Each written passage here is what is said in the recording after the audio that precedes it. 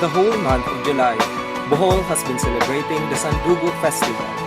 This is a celebration of local chieftain Dato Sikatuna and Spanish explorer Miguel Lopez de Legazpi's friendship through blood compact. This historical event happened on March 16, 1565, but Bohol celebrates the Sandugo Festival in July for the Tagbilaran's Charter Day, July 1, and Bohol Day, July 22. The month-long celebration started with product displays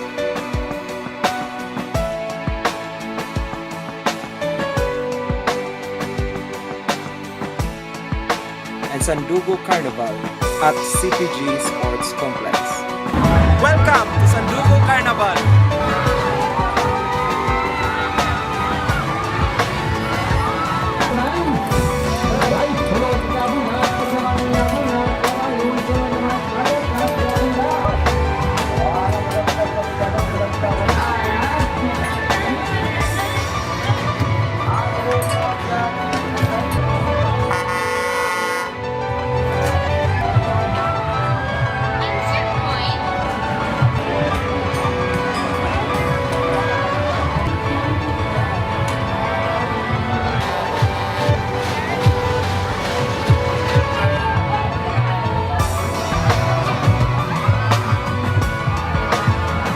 In the middle of the month, the celebration suddenly stopped.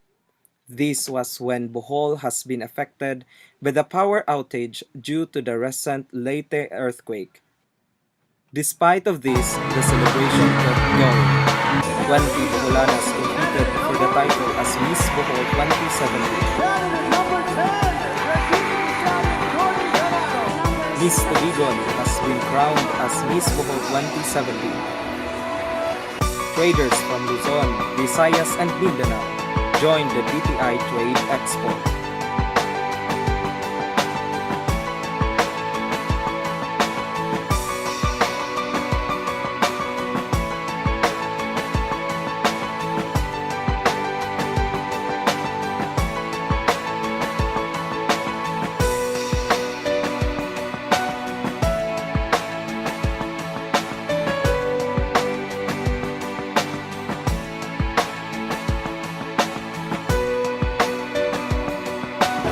Spectators warmly welcomed the nightly entertainers.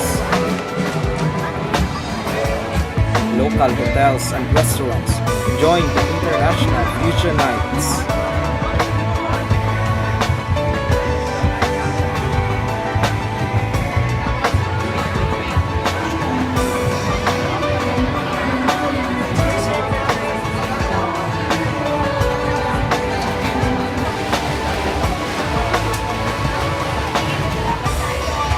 And the highlight of the celebration, the Kuradang street dancing and Sublit sa Sandugo competition.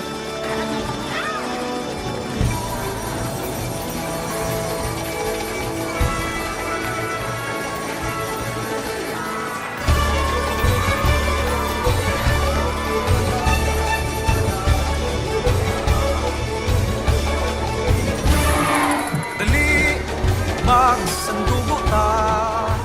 Thousands of Boholanos witnessed the 10 contingents who were able to showcase their performances.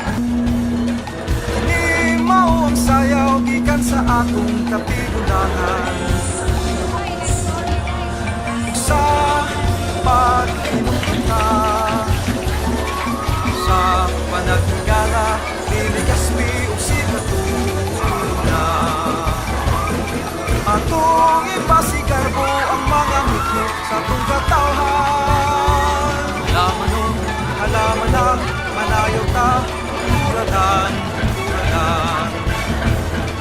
Hindi ang pag-abag sa Barangay na po Inyoon emerged as the grand champion and followed by the municipalities of San Isidro and Pilar. Overall, the Sandugo Festival is a great way for Boholanos to showcase arts, talents, food, fun, and friendship.